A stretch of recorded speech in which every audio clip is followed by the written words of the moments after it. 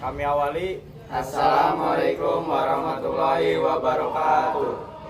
Perkenalkan, nama saya Muhammad Rauf. Perkenalkan, nama saya Ahmad Jalbi. Perkenalkan, nama saya Muhammad Hidayat. Perkenalkan, nama saya Muhammad Akbar. Di sini kami akan mempresentasikan Kabinet Juanda yang akan dibacakan oleh Rauf. Jadi, geografi Kabinet Juanda. Kabinet Juanda adalah kabinet ahli atau Jaken Kabinet yang dipimpin oleh IR Juanda Kartawijaya. Kabinet ini bertugas sejak 9 April 1957 hingga 6 Juli 1979 pada masa demokrasi liberal di masa Indonesia. Tujuan utama pembentukannya adalah untuk menyelesaikan krisis politik dan ekonomi, memperkuat persatuan nasional, serta menjalankan program penting seperti penyelesaian masalah Irian Barat dan pembentukan Dewan Nasional. Kabinet ini dikenal sebagai langkah awal menuju pemerintahan yang lebih stabil dan berorientasi pada kerja nyata. Program kerja 1. Pembentukan Dewan Nasional. Membentuk lembaga yang berisi wakil golongan masyarakat untuk membantu presiden dalam pemerintahan. 2. Normalisasi keadaan republik. Mengembalikan stabilitas politik dan keamanan setelah banyak terjadi kekacauan pasca kemerdekaan. 3. Memperjuangkan pembatalan hasil AMB.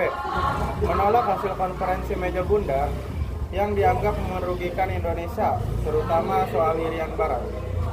4. Memperjuangkan Irian Barat. Mengupayakan agar Irian Barat atau Papua kembali menjadi bagian Indonesia. 5. Mempercepat program pembangunan, meningkatkan pembangunan ekonomi dan sosial di seluruh wilayah Indonesia. Capaian 1.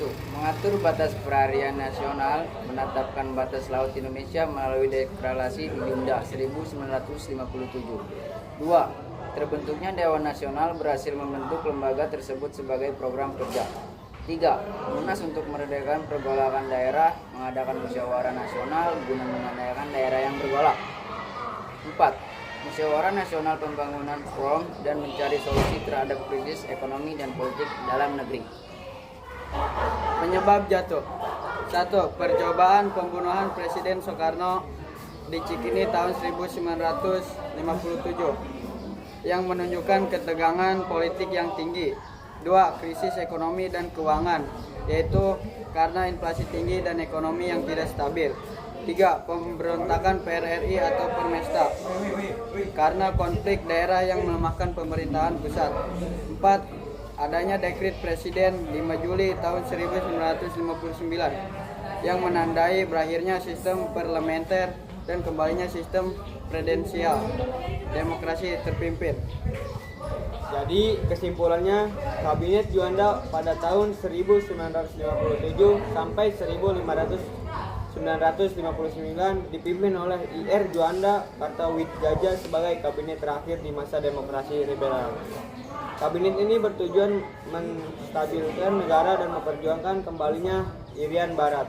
Berhasilnya adalah deklarasi di Juanda, namun jatuh karena krisis ekonomi, pemberontakan daerah, dan berakhir dengan dekret Presiden 5 Juli 1959 yang memulai era demokrasi terpimpin. Mungkin itu saja presentasi dari kelompok kami. Kurang lebihnya kami mohon maaf. Wassalamualaikum warahmatullahi wabarakatuh.